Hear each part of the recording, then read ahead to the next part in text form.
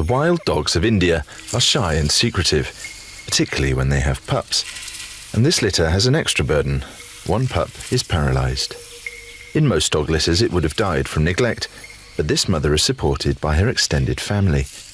They feed and protect her and her young. The others of the pack are returning to the pack from hunting.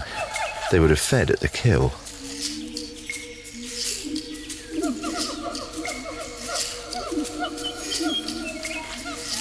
The mother is not forgotten. She leaves her pups for a short time to eat what the others have brought her.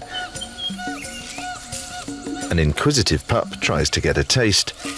She discourages him because there might be bones that he can't yet handle. The whole pack gives constant attention to the pups, even though they are not their own young. Only these two dogs retain the right to breed, the dominant male and female that lead the group. Their pups won't be allowed to join the pack in a hunt until they're fully grown, and so have little to do but play. And the whole pack plays with them, or rather, they play with the pack. Even the paralysed pup is not left out.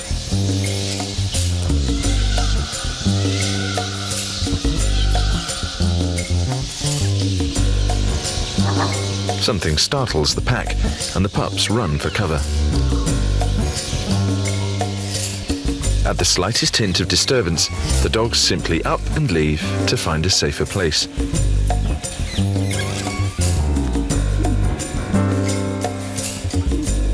One member gently collects the handicapped pup and follows. In taking the trouble to carry him along, the dogs are taking a risk. They'll slow them down.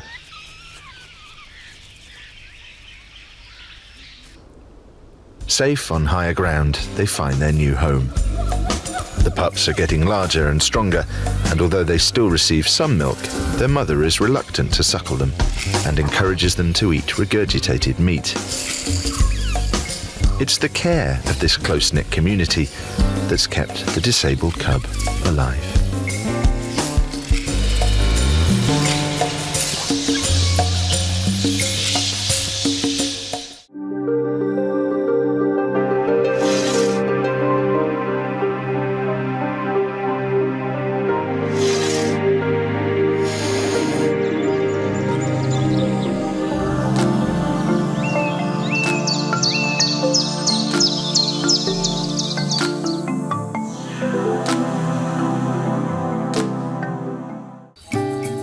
Tides flood the coastal mangrove forests of Borneo twice a day, and life here has ingenious ways of coping.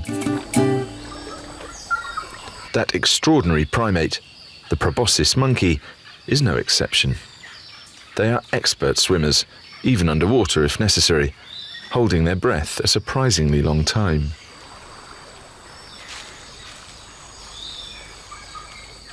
They've learnt to move quietly to avoid alerting the crocodiles that share their home. Even these monkeys lose their footings occasionally, but they are really well suited to their swampy home.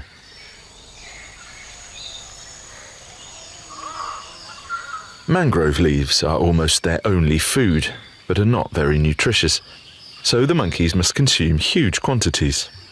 Eating takes up most of their day. The leaves are tough, but the monkey's digestive system is tougher. Their huge bellies house a double-chambered stomach, in which the leaves churn for a long time while being broken down. A female proboscis monkey weighs about 10 kilograms. The male can double that. Despite their weight, they are not clumsy and have skillful ways of moving from tree to tree. A female demonstrates a catapulted leap.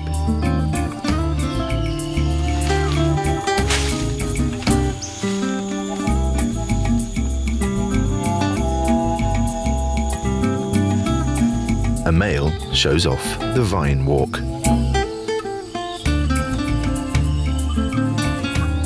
There's one rather conspicuous feature that's not a result of living in the mangrove swamps, and that belongs to the one adult male in each troop.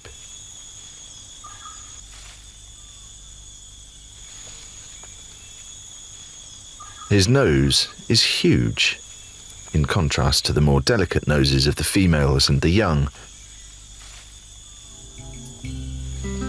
But why does the male need this odd, outsized nasal pendulum? Can it be that female proboscis monkeys simply can't resist large noses? As yet, there's no proof that females select males on nose alone, but it seems that bigger is indeed some way better in proboscis monkeys. At dusk, the monkeys congregate in the mangroves at the water's edge and prop themselves up for the night.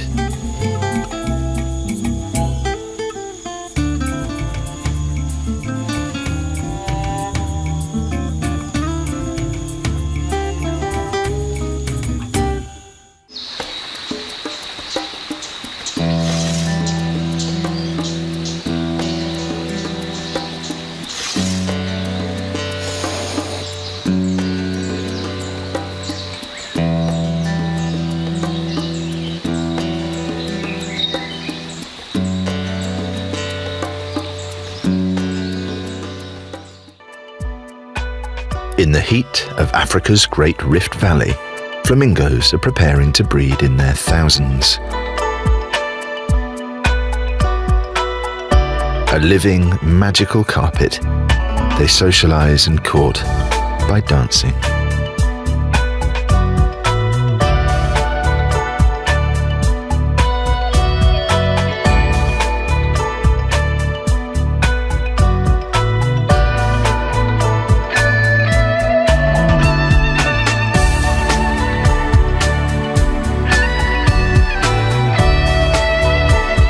Flamingos can breed at any time of year.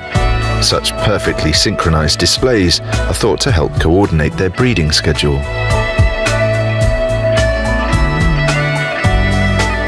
These extraordinary birds are nomadic. Now they're in search of suitable lakes to rear their young. They do not follow a regular breeding pattern, but instead tailor their efforts to the right weather conditions and the right lake. On average, flamingos only breed successfully every 7 years. This lake offers a good opportunity.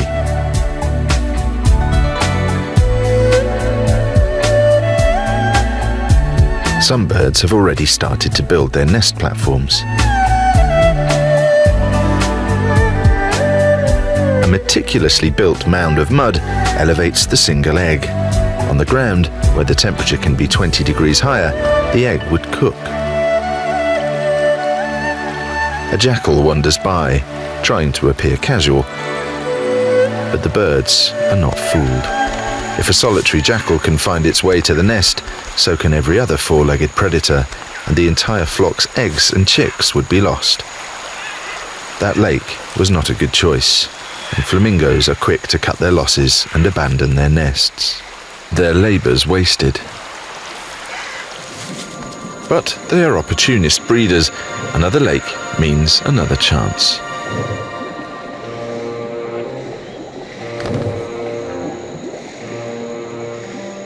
Yet, even as they land and settle, they are watched by a sinister figure, a fish eagle. There are no fish in this lake, just algae on which the flamingos feed, so the eagle has adapted his diet to include birds.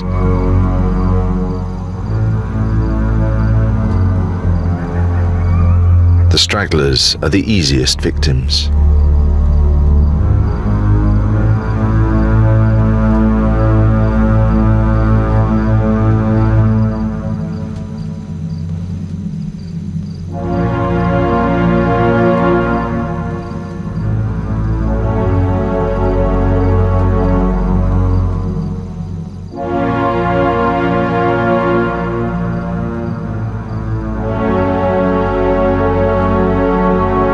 Rival steppe eagle usurps the powerful hunter. This eagle is a scavenger, not practiced at killing. Amidst the confusion, the captive goes free.